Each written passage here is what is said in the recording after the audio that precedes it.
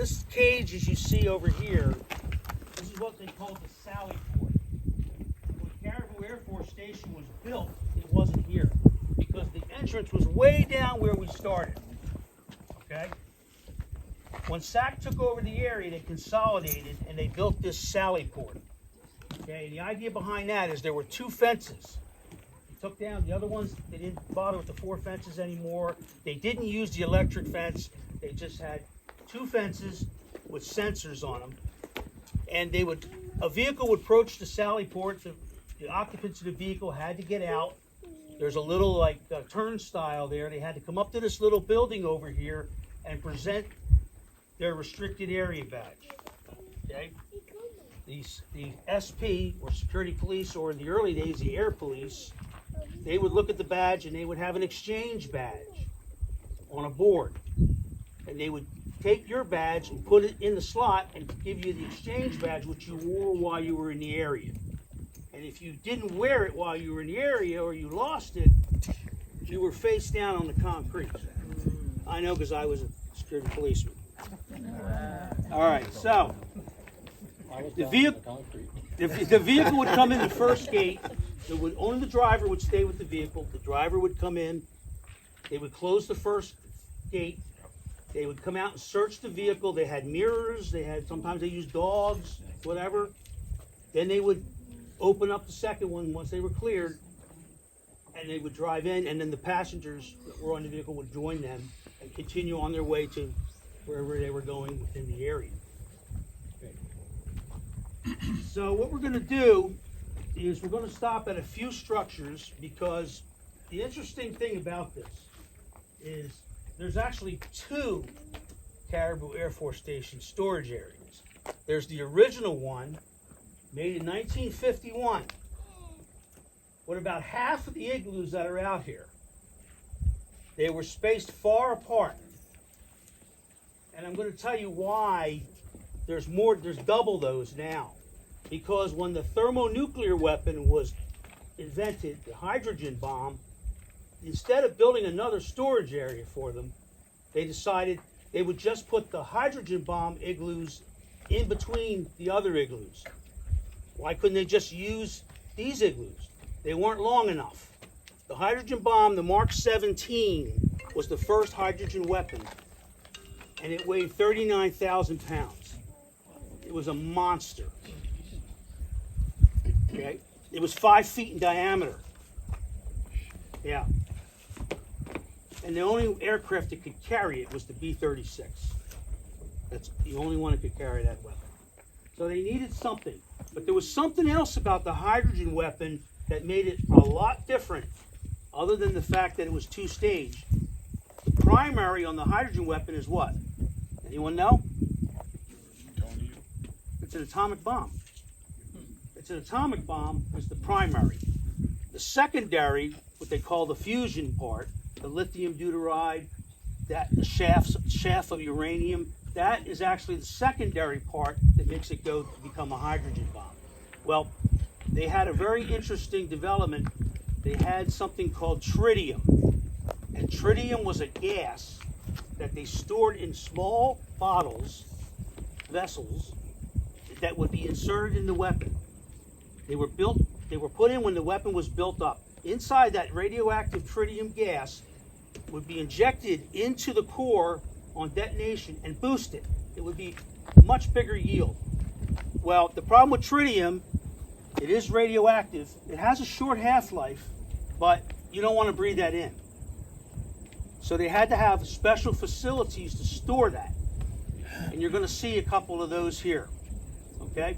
Also, they couldn't just walk into an igloo. What if there was a leak? Yeah. They had built special igloos for the hydrogen bombs, and we're going to talk about that too as we move on. So let's go back into the vehicles and we'll head on down here. All right. I told you when we were starting here that the original igloos were for the atomic bombs. They were all built in 1952. Construction started in 51, and they were all ready to go by 1952. And that's incidentally when the first weapons arrived, was in 1952. Now this igloo is what we call a type 1. This is an atomic bomb igloo, okay? It had the doors on the front, steel doors, and some of them as we go around you're going to see the doors are still on. But it was a single open structure, that's it. Weapons were rolled in, rolled out. Now one thing that's interesting, yeah, there was a track in here. It's all filled in now with mud and concrete.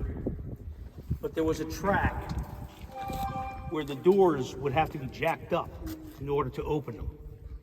Why do you think that was? Safety. Glass. Safety. Glass safety. Okay? These igloos are thick in concrete at the base. And as it goes up, it gets thinner and thinner. It's very thin on the top. Really? The reason for that is if there was not a nuclear explosion, we could just forget the entire air base. If it was a conventional, the HE, they call high explosives. If one of those blew up, and actually one of them did at one of the national stockpile sites. New Mexico? No. No? It's in Texas. That's right, in West Texas, Amarillo. Blew up, they were transferring, and the HE exploded, an electric spark or static charge, whatever, and it blew the top right off that bunker. That explosion went straight up, and that's what this was designed to do. If there was an explosion, the force would go right up, straight up, and not out. Okay? The doors were there to help contain the pressure. That's why they were dropped down in a slot. So, because there's obviously nothing on the other side, so that's no problem. But the front had to have the doors dropped in a slot in order to help to maintain the pressure. So this is a type 1 atomic bomb. All these were built in 1952. I don't know if you can see this map, but you'll see it's color-coded. The yellow ones, or green, they're all 52s, 1952, and the orange ones are all 1954. They're the hydrogen bomb igloos. And we're going to go to one of those next. We're going to just walk down to the next one.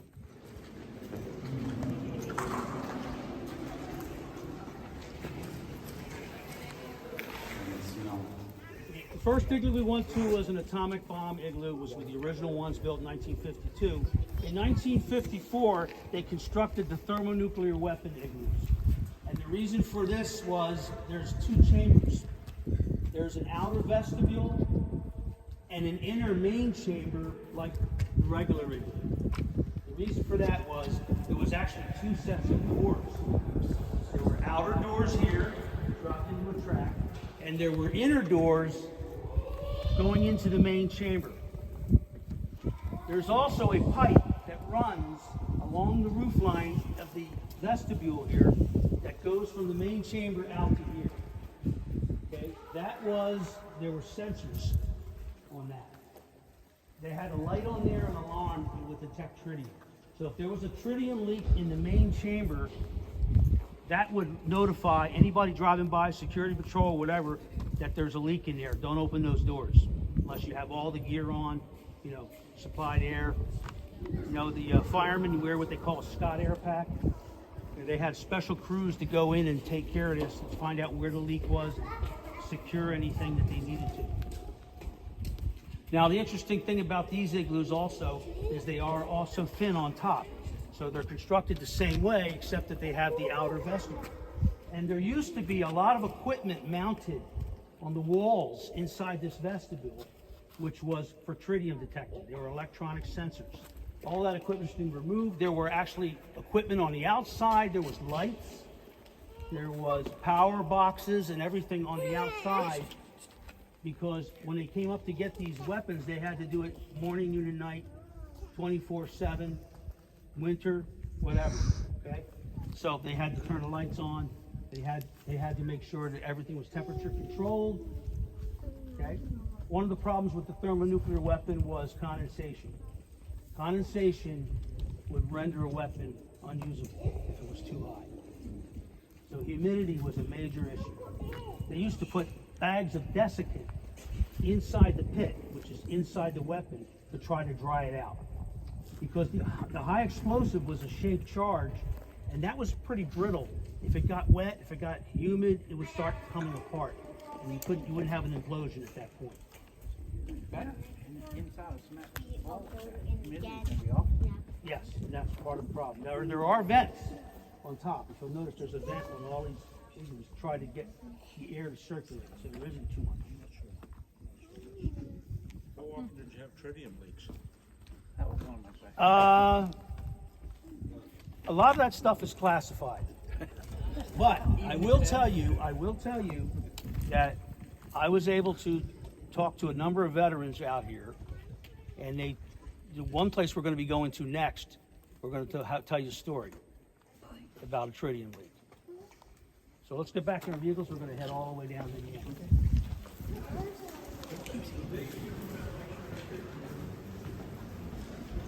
This is cool. Ruin your shot, I'm sorry.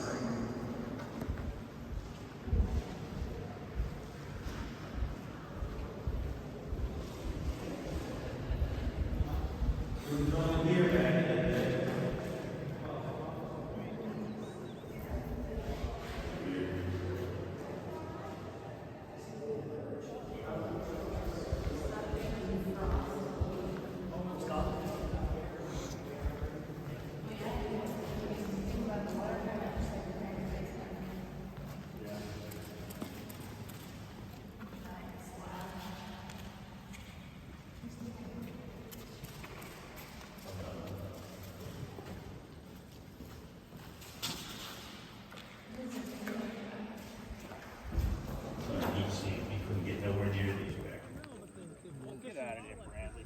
What are you doing?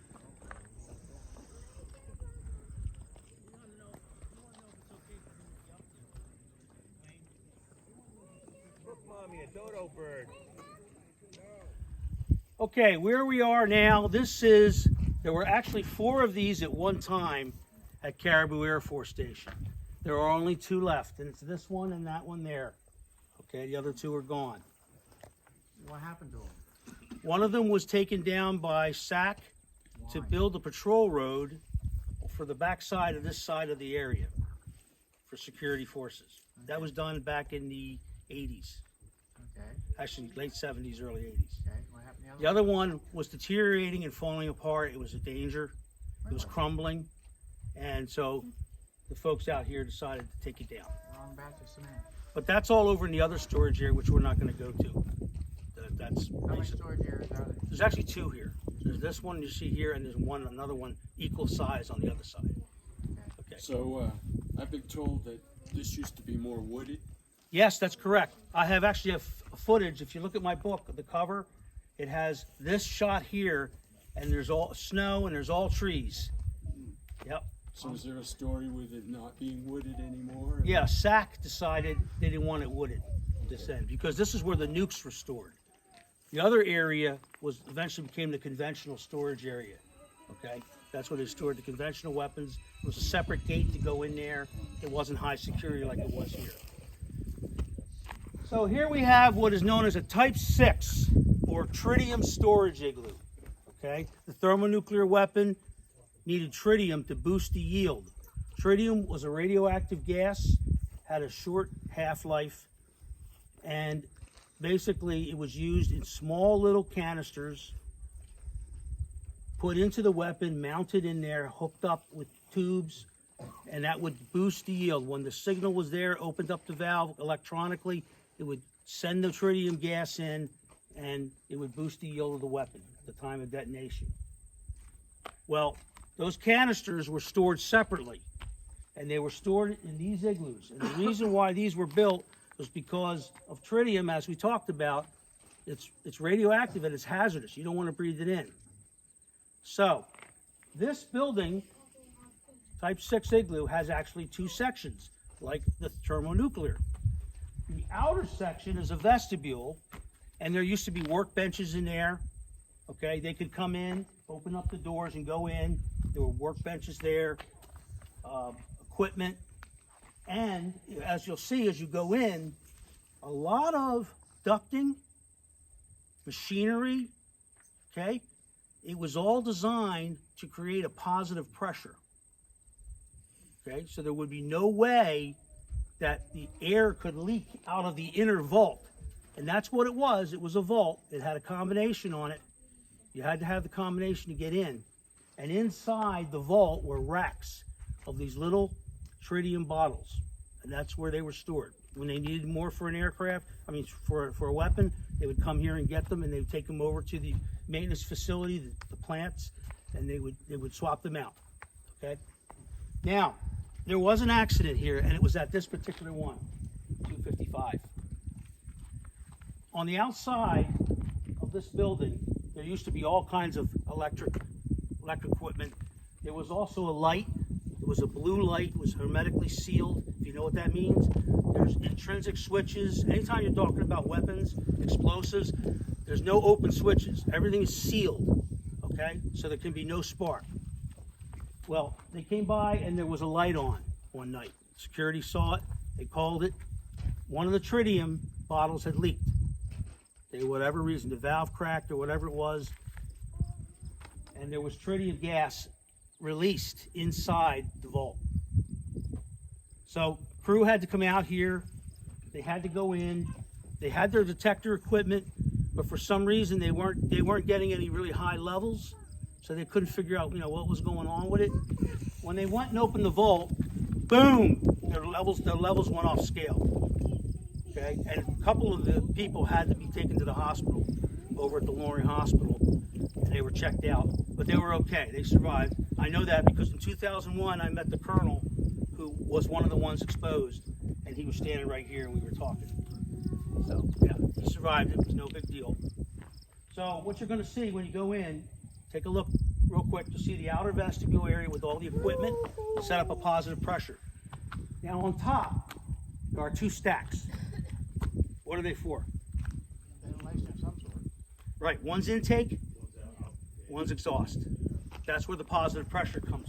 Takes air inside to the outer here, pressurizes.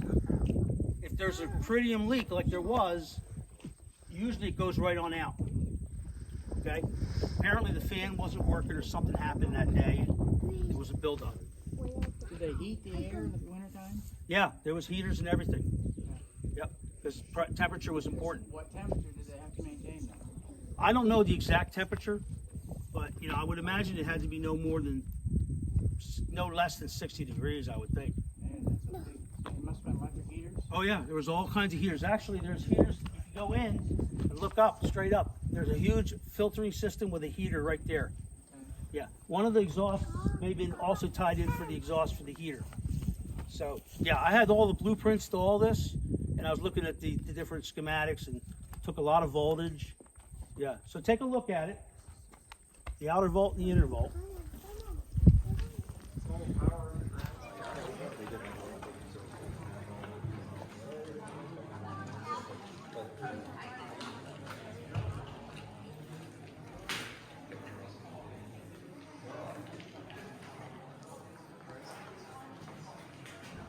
Sir, are you one of the crew members? Oh, you're taking video, sir. Actually, I could just cut out the audio because it doesn't matter.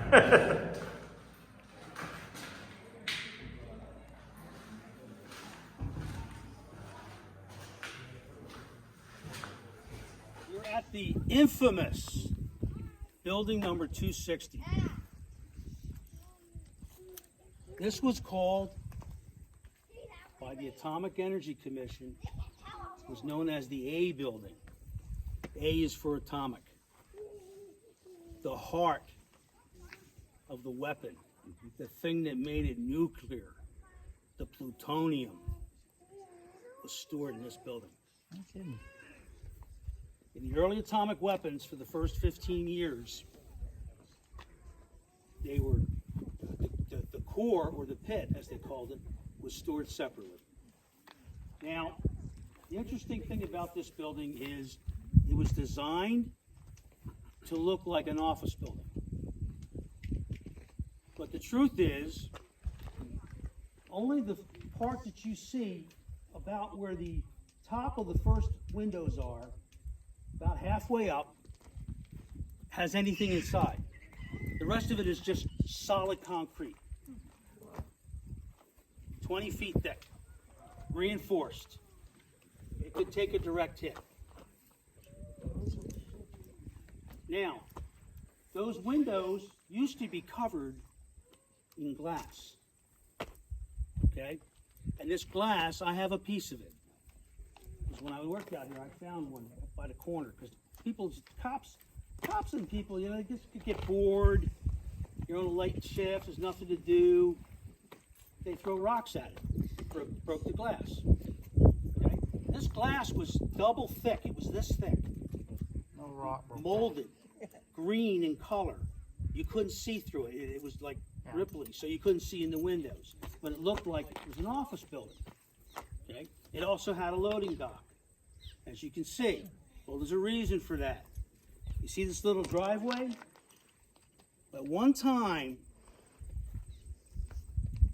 when we first started our tour, I told you there were 4 fences, and the third one was electrified. This building had its own fence. All the way around the building there was a fence with 2 strands of barbed wire sticking out. Over here, where these gentlemen are standing, was a guard shack. It was an entry controller. Okay, they had called an M1 rifle, or they had, you know, the little MP what are they, 5s? Small little grease guns they call them. Okay, they used to guard here, and this whole area here was all fenced in, and you had to have a special authorization to come out here, and they had to have 2 people, because inside were 4 vaults, and inside the vaults was something called the bird cage. This is what the bird cage looked like. Okay? It was pressurized, and inside was a plutonium capsule. It's the heart of the weapon, known as the pit. So when they wanted the capsules, they would have an alert. The crew would come up here to get the capsules in order to take them to the bombs. The capsules were loaded on the aircraft separate. Okay? The capsules were kept in the aircraft separate from the bomb itself, and they had what is known as in-flight insertion. When the aircraft took off during the flight, someone would go back, the nuclear weaponeer, and would insert the capsule into the weapon to make it live. In later years, they came out with an idea of having this automated. Okay, it was electronic, and they could do an extraction too. So let's say the mission was canceled, they were about to bomb, and they canceled it for whatever reason, they could extract the pit out of the weapon and put it back into the bird cage. Okay? So, when they called them, they would come up, there was an interphone on the outside, and you had to call in to the security center, and you have to give them a code word before they would authorize you to go inside. When you went inside, there were combinations. There was vaults in there, 4 of them. And the combinations, there were 2 combinations, and one person had one, which was the security person, and one was the technician or the bomb person that, you know, would come out and get the bird cages. They were then transported to the aircraft, or if they were going to be inserted into the weapon prior to going to the aircraft, like they were in some later years, they were taken to the plants and they were inserted there. Okay, so interesting thing is, they had a program called Project ICE. This was SAC in the 1980s, early 1980s, and they decided to get rid of a lot of buildings, close them up, not maintain them, because there's just too much going on. So under Project ICE, this building was sealed. I mean, it was sealed tight, welded the doors, everything on it, okay? And a lot of other buildings also. When they went to close the base, this building had been on everybody's list since SAC took over. It was the unknown building. All the press releases it was unknown to us. It was unknown. We don't know what it is. That was a lie. That was an absolute lie. They knew exactly what it was and what it was for. The problem was it had been sealed. And when they went to go in, they got alpha radiation coming off of it. Okay, so they sealed it back up, and they called a special team from Brooks Lab in Texas to fly out here and penetrate the building, because they had to make sure it was clear before they could go ahead and and release it, okay? I told you about the security out here, had its own fence and all that, but it was also, during alerts, they would post guards in these towers, okay? Now, how do you think they got in those towers? Underground. That's the rumor. There's a hatch on top with a padlock, a hasp, and they were actually locked in there, usually with a Browning automatic rifle. Okay. Also, on the other side of this road, there were foxholes dug. The air police had machine guns set up for a field of fire. They had them on the backside too. So this was the most heavily defended building in the entire Caribou Air Force Station at one time. Any questions? Okay. But it looked like a nice office building. Yeah, so it's supposed to be. I would Oh, think the machine guns and the fences would have been a clue. yeah, yeah. Rather than an office building, what I've heard in the past was a schoolhouse. Yeah, I've heard that too. Okay, now, and have you heard it called the Vamp House? Yes, I've heard it called the Vamp House. Now, how authentic is that? The security police, air police, actually the security police, I would say in the SAC days, they named it the Vamp House. Okay. And that's where all the rumors started. All the tunnels. You know, when you have a lot of time in your hands and nothing to do, you dream up stuff. Night shift is a terrible day. Oh, I know, I work midnights. Some people talked about it looking like Curtis LeMay's office. Yeah, actually they talked about, the thing is, you have to understand, that how many of these buildings do you think there are in the United States? About 5. No, About 5, right? a lot. A lot. The national stockpile sites had them. Oh, yeah. And they had a lot of them. Barksdale, where our B-52 came from, was Site Dog. Was one of the biggest national stockpile sites. Had 4 of these buildings. Wow. So, to give you an idea, the amount of capsules that they had, the nuclear capsules. Okay? So I just watched a YouTube video last night where they said that there may be something like 20,000 around. Of these buildings? No, the capsules, the pits. Yeah, well, if there are, they're all at Pantex. Yeah, Yeah, and they're stored. That's what I was watching. Yeah, they're all Pantex. And the funny thing that's weird about plutonium is it has so many different. We still don't know a lot about it because you know it can go all the way from a liquid to a solid. I mean, a real solid that you can't even cut. Were there ever inert versions of that used for training, like doing the insertion and retraction? Yes, there were during dummy. There were in-flight? dummy capsules. Yeah. As a matter of fact, one of the aircraft that a B-47 that went off into Puget Sound, they dropped it. They dropped a Mark 15 thermonuclear weapon and they never found it. There was all this talk of whether it was a complete weapon or not. The aircraft commander said he didn't sign for the capsule. He only signed for the Mark 15. So, you know, there's been talk about that also. Yeah, the other thing about this is during the Gulf War, one of the wives of one of the aircrew members, I guess she just kind of went off her rocker. In England. That was here at Loring. Oh, was that Loring? Yeah. And she had a press conference outside the main gate because her husband was deployed and she was not happy about that.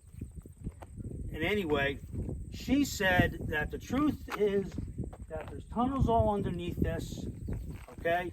That was a regular office building that the Atomic Energy Commission used, and their scientists were working there, and they had an accident, and they all died, and they came with all these things of concrete and filled it up and sealed it off. And that was the rumor. I remember that. Yeah. None of it's true. So when they stopped using this, why'd they stop using this? They stopped using it because nuclear capsules no longer existed because they had what is known as the sealed pit weapon. When they manufactured the weapon, the plutonium was inside in the pit and it was sealed. They didn't do any maintenance on them. They no longer needed to take them out, work on them, take them apart, change the components. They were sealed pit, they were good to go. And that started with the Mark 15. So what about the building down here that kind of looks like this? We're going to go there next. Yeah. So if this building held the pits, Yep. and whoever on base or whoever got the word word, get some planes up in the air quick, loaded to go or whatever. Right. How long would it take? I mean, the pits aren't with the airplanes when they get the word. How long would that whole process take to get a Well, plane up in the air? the thing is, in the early days with the B-36, they had alert aircraft, ready to go, and the bombs were already loaded on board, and the capsules were there. Anytime they did an alert, they sat alert. They were just like they were in the 80s when I was on alert. Everything was all there, ready to go. Just needed to get the word. Before them, we had already ready to go all the time. Yeah, but let's say they did what they call a generation. Everything that can fly that's not broke needs to fly. Then they would be coming here and pulling them out of here. And they also had, interesting, remember, this is not just any storage area. This is the largest SAC storage area in existence, okay? This was the first operational site, but its mission wasn't just for Lauren.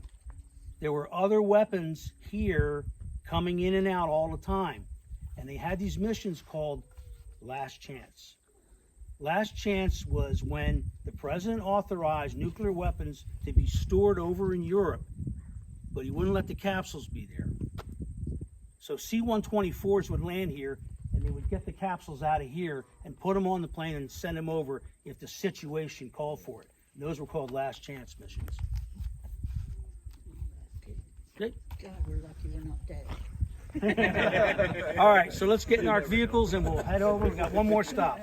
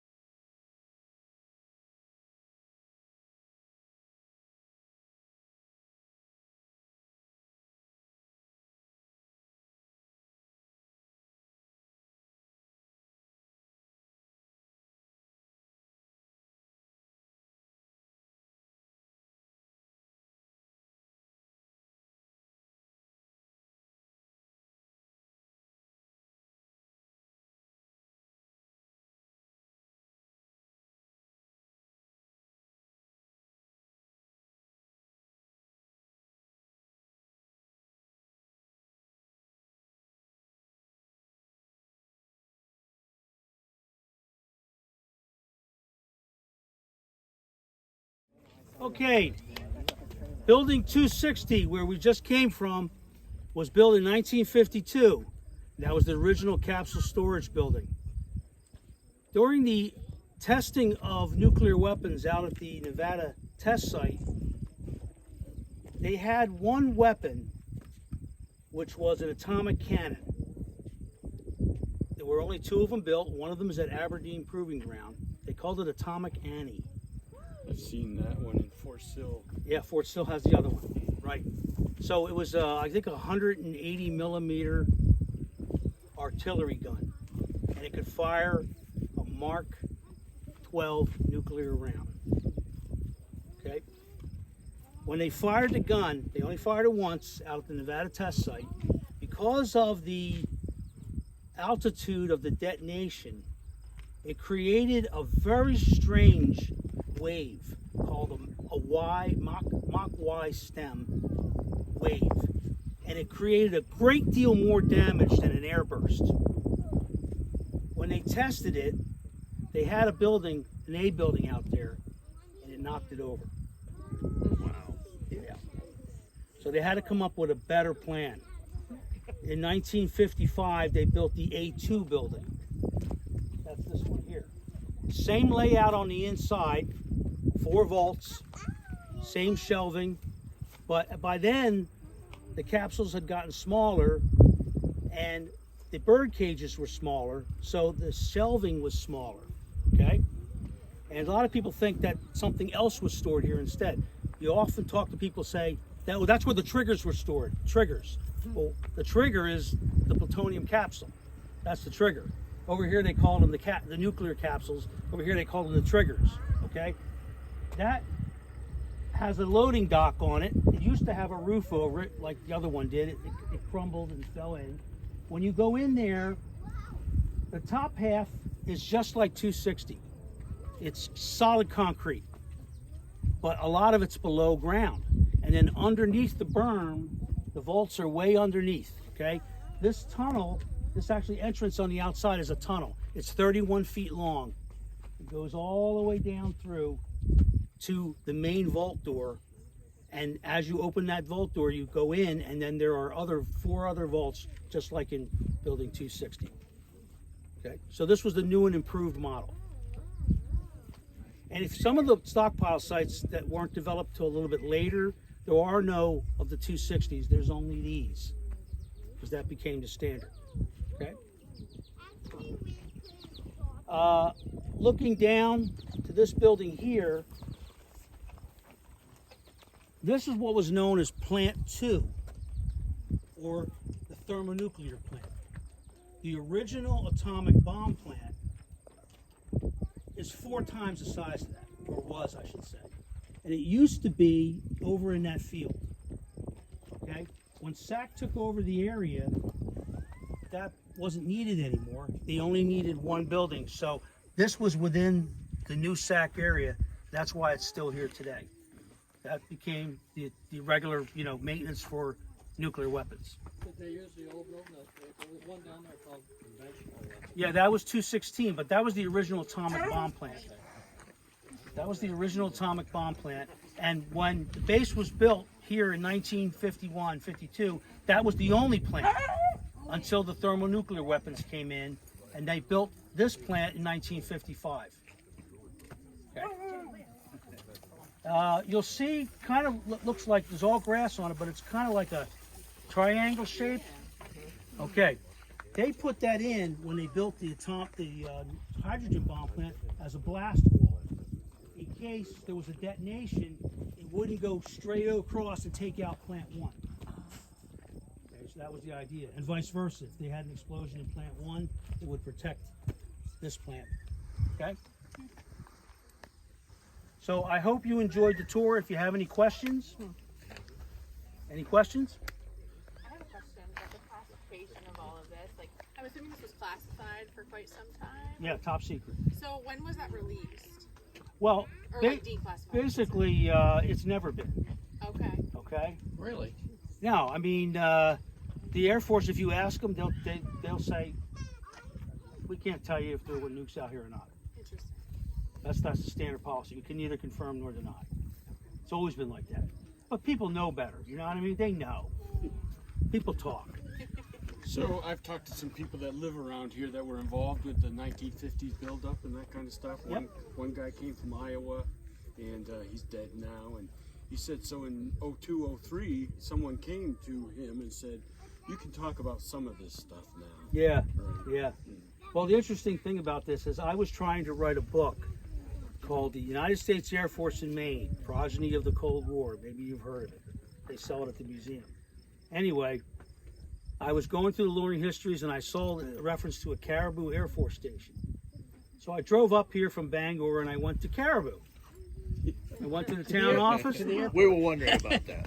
I went to Caribou and I said, hey, can you tell me where was Caribou Air Force Station here in Caribou? They're like at me, what are you talking about? And I'm like, no, it says here that there was a Caribou Air Force Station. And they got the manager and the mayor involved and all. Like, nobody knew anything about it. We don't know of any military installation in Caribou other than the old Nike missile. So I'm like, geez, it's strange, isn't it? So now I'm looking more and I see this reference to 3080th Aviation Depot Group. I'm like, what's that? I never heard of that. So I contact the Air Force Historical Research Center.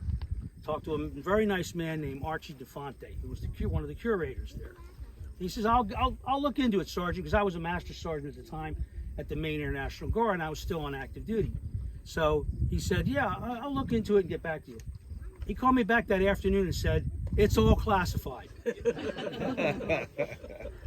Well, I already been talking to some of the veterans, and I knew guys, and I knew the commander out here, and he lived in Old Town. And anyway, one thing led to another, and he encouraged me to do a letter to ask for a mandatory declassification review, which normally takes years.